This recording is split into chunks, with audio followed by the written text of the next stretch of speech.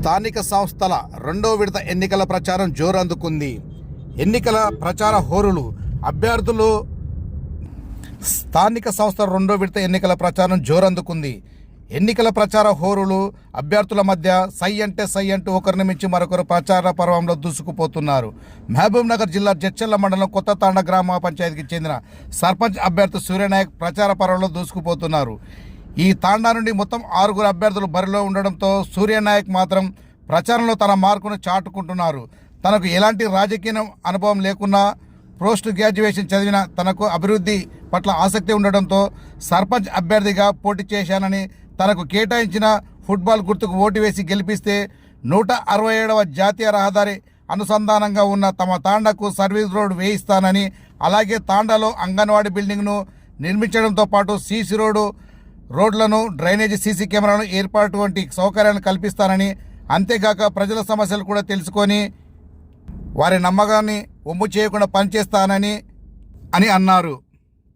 సూర్యనాయక్, నేను మంగళకుంట తాండ వాసిని. కొత్త తాండ గ్రామ పంచాయతీ నుంచి సర్పంచ్గా మొదటిసారిగా రాజకీయంలోకి వచ్చినాను. నేను ఇంతవరకు ఎలాంటి రాజకీయాలు కానీ ఏ విషయాల్లో కానీ రాలేదు. ఎందుకు రాలేదంటే గత పాలకులంతా మా బాబాయ్ వాళ్ళు వీళ్ళు పెద్దోళ్ళు ఉన్నారు. వాళ్ళు ఏ విధమైన డెవలప్మెంట్స్ అనేటివి లేవు ఊర్లో.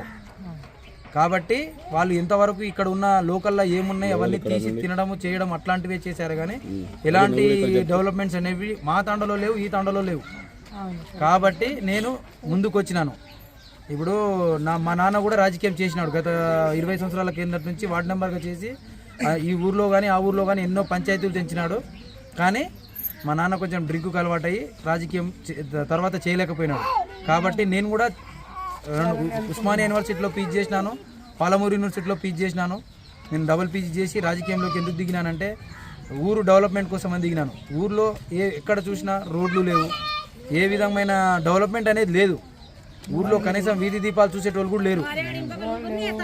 ఖచ్చితంగా చెప్తున్నాను, మోరీలు లేవు, డ్రైనేజీ సరిగా లేదు, న్యాయం అనేది లేదు. ఎంతవరకు ఎవరో ఇప్పుడు ఎవరైతే ముందు గత పాలకులు వస్తున్నారో వాళ్ళు ఎంతవరకు వాళ్ళు స్వలాభం చూసుకోవడమే కానీ గ్రామానికి డెవలప్మెంట్ అనేది లేదు.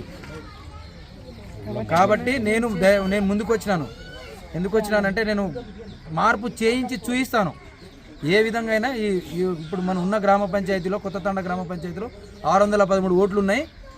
నాకు భారీ మెజారిటీతో గెలిపించారనుకో, నేను స్వతంత్రంగా వచ్చినాను, ఏ పార్టీ నుంచి రాలేదు. నేను స్వతంత్ర అభ్యర్థిగా వచ్చినాను. నేను గెలిచిన తర్వాత ఏదన్నా పార్టీకి పోవచ్చేమో కానీ, ఎందుకంటే మనం గ్రామ డెవలప్మెంట్ కోసం ఖచ్చితంగా పోవాల్సిందే.